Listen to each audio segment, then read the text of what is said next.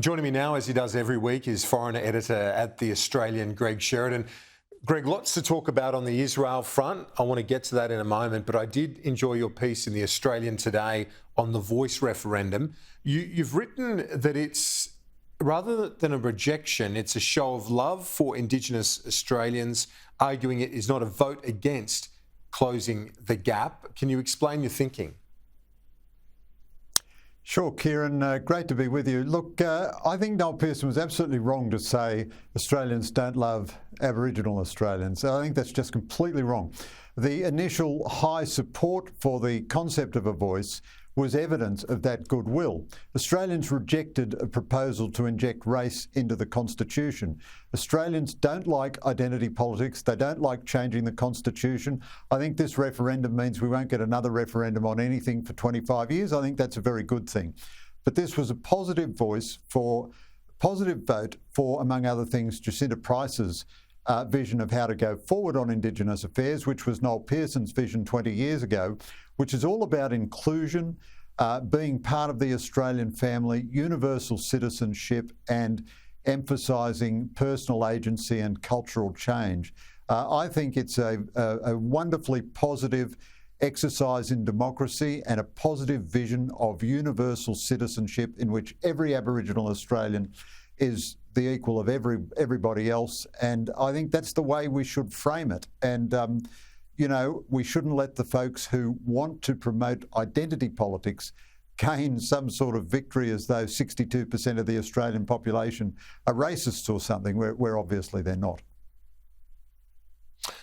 One of the things that I think most observers agree with is the show that the referendum, once again, displays our democracy as a peaceful one. We can resolve our differences accordingly. Of anything but happening in the Middle East right now, Greg, Joe Biden is going to visit this week. What do you make of that? A powerful show of support for Israel, but also a message being sent elsewhere, including to Iran. Yeah, this is an extraordinary action by Biden, very dynamic, quite courageous in its way. Don't think that there's no risk in this. He'll be the number one terrorist target in the world. This is a massive act of solidarity with Israel. So Biden and Anthony Blinken are not standing with Israel just metaphorically. They are literally standing side by side with the Israeli Prime Minister. But on the other hand, I think there's also a transaction in it. What they are saying is, we are going to do everything we can to reassure you, Israel, and in exchange, we want you to act with as much restraint as you can in Gaza. Now, Israel's dilemma in Gaza is diabolical because they have to destroy the Hamas leadership. Otherwise, these massacres will come again and again and again. But in doing that, they have to try to limit civilian casualties. I think it was probably a mistake to cut off water and electricity. Hamas will have plenty of that for themselves. It only hurts the civilian population. And then finally, your other point is absolutely right. This is a message to other actors in the region, particularly Iran. If you think now is the time to strike Israel, America will strike you back. And I think after the Biden visit, if Iran did fire a missile at Israel, they could expect an American military response from the two powerful Navy groups that America has moved into the region. Absolutely. So a show of strength in a number of different ways. Greg, I want to play you a little bit of what James Cleverly said. He's the British Foreign Secretary, a little bit of his analysis and his urging of Israel in terms of its response. Have a listen. Well, I've said that restraint, discipline, these are the hallmarks of the Israeli Defence Force that I want to see. They have every right, and we support this right, to protect themselves. Whilst doing it, we've said, do everything you can to minimise civilian casualties, do everything you can to prevent Hamas getting what they want, which is this to escalate into a wider regional conflict. So the civilian point is one, but then the supplementary point about the broader conflict, the warning that's what Hamas wants. How likely, Greg, is that wider conflict? I think there's a very strong chance of that, Kieran. Probably, I would say less than 50%, but a very strong chance.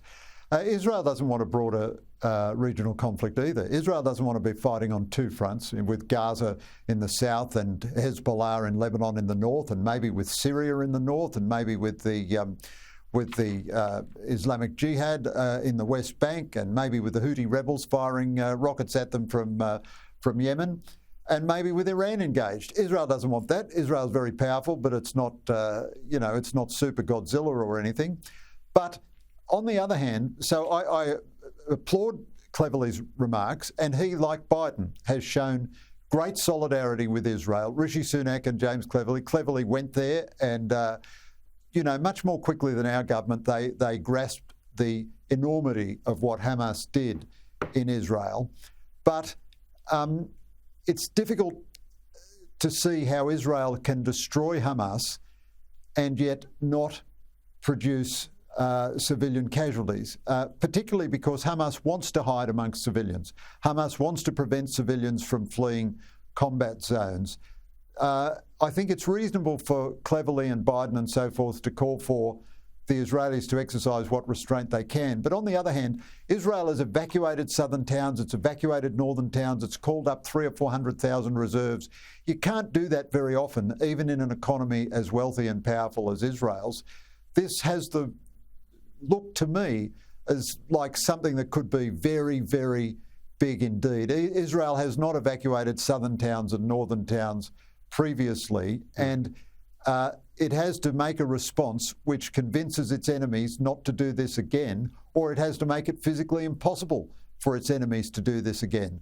And its enemies are Hezbollah and Hamas are both under Australian law regarded as terrorist organisations. They both have theological, eschatological aims. They're in love with death. They don't mind their own people dying. This has the ingredients, Kieran, of something that's very, very big and very ugly. And I think Biden is doing his best to support Israel, but to try to keep the situation under control. The general in charge of Central Command has arrived in Tel Aviv. That US general, you've got those aircraft carrier groups that you spoke about. You've got the president visiting. The US so preoccupied with the Middle East. I wonder, just to shift our focus, does this give China basically more strategic space to do as it sees fit? It certainly does, Kieran, and that's one of the very serious results. I mean, I can remember a year or two ago writing a column saying the central strategic fact of our time is the de facto alliance of China, Russia, Iran and North Korea.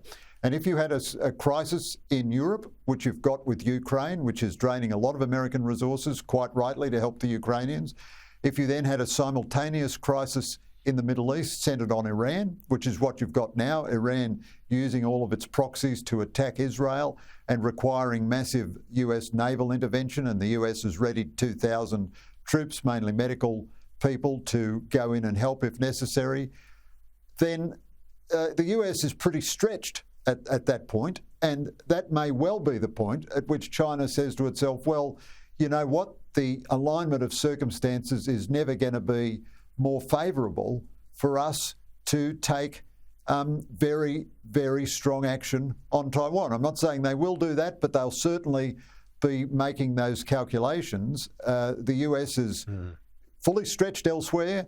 The rest, the Western arsenal is exhausted in supplying weapons to Ukraine and Israel, and this axis is working hand in glove. Vladimir Putin is in Beijing even today. The reports are that the North Koreans have given thousands of tons of weapons to the Russians, no doubt sold them. So I think it's a very real possibility that China may see this as a propitious time to take very aggressive action in the Indo-Pacific. Greg Sheridan, thanks as always. Thanks, Kieran.